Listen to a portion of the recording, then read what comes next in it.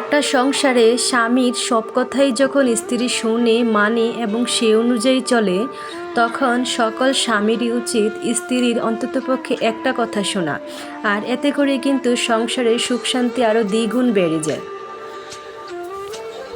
আসসালামু আলাইকুম, কেমন আছেন সবাই? আমি ডালিয়া ছবি থেকে ডালিয়া আক্তার বলছি। এই যে দেখতে পাচ্ছেন আমার এই মুরগিগুলা সবগুলোই কিন্তু মারা গেছে। আর আপনারা সবাই জানেন গত 12ই নভেম্বর আমি আমার খামারে কিছু সোনালী মুরগির বাচ্চা উঠেছিলাম। আজকে মুরগির বয়স প্রায় 25 দিন হয়ে গেছে। আর এই সময় আইসা আমার মুরগির ওজন হয়েছে 2.5 কেজি মতো। দেখেন গাইস, আমার এই মুরগিগুলা বেশিরভাগই কিন্তু অসুস্থ হয়ে গেছে আর কিছু মারা গেছে। তো কি জন্য এরকম হইলো এটা আমি আপনাদের সাথে শেয়ার করব। আর কেনই বা এরকম হইলো আপনারা আমাকে অবশ্যই জানাবেন যে এইটার সমাধান কি।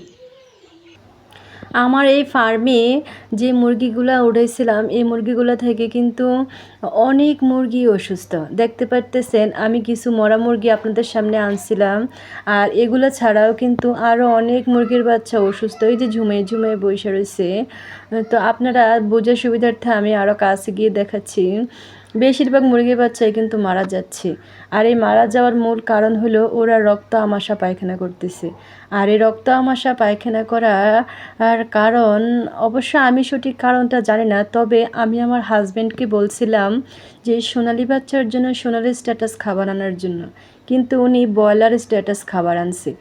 আর এই কারণেই কি আমার মুরগির বাচ্চার এরকম হইলো কি না আমিও সঠিক বুঝতে পারতেছি না। আর আপনারা যদি জানেন অবশ্যই আমাকে কমেন্টে বলবেন যে সোনালি মুরগির বাচ্চাকে কি ব্রয়লার স্ট্যাটাস খাবার খাওয়ানো যাবে কি না। আর আমার এই মুরগির এই রোগের চিকিৎসার জন্য আমি কি ওষুধ ব্যবহার করব, আদৌ কি ওরা ভালো হবে কি না, নাকি সবগুলোই আবার মারা যাবে। সো আপনাদের থেকে আমার অনুরোধ যে আপনারা কিছু হলেও আমাকে জানাবেন, এতে করে আমি যাতে উপকৃত হতে পারি।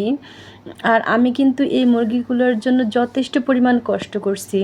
আজকেও আমি এই মুরগির নিচে যে কুড়াগুলো এগুলো উঠাইয়া আমি ছাদে শুকাইতে দিছি, আর নতুন কুড়া আবার বিছিয়ে দিছিলাম। দিনে 4-5 বার করে আমি এই মুরগিগুলো সেবা করতেছি করতেছি।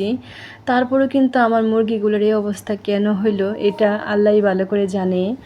আর যেহেতু আমার সব রোগ হয়ে থাকে, সেজন্য এটা কি এই খাবারটা খাওয়ানোর জন্য বিশেষ করে হয়েছে, আর নাকি এগুলা আমাদের কোনো কোর্স করার কোনো সমস্যা আছে, অবশ্যই আমাকে কমেন্টে জানাবেন।